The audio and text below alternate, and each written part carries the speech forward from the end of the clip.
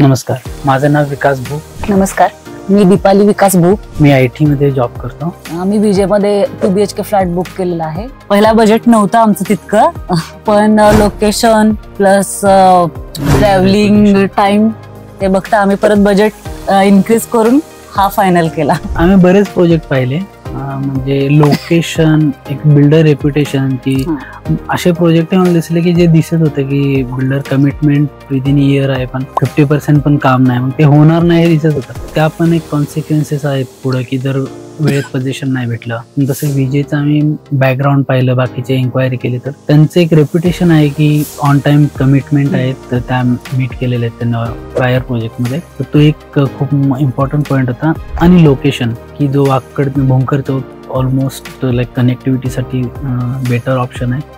मला ऑफिससाठी आणि सिटीमध्ये जायचं किंवा बाहेर कुठे जायचं म्हटलं तरी it's like connected to highway. आणि महत्वाचं म्हणजे ते पूर्ण संस्कृती जपतायत, ते पूर्ण आपली पूर्वीच्या पारंपरिक गोष्टी, की पायाभरणी म्हणा किंवा चौकट वगैरे, ह्या गोष्टी अगदीच सिटीमध्ये होतील की नाही हे माहित नव्हतं. आमच्या दोघांच्या त्याच्यामध्ये गंमत म्हणून बोलणं झालं, हे सिटीमध्ये असेल नसते, पण सरांनी सांगितलं आहे हे आपल्या प्रोजेक्ट मध्ये हे बोलवणार आहे, प्रत्येक गोष्ट करणार आहेत. ते एक गोष्ट खूप आवडली.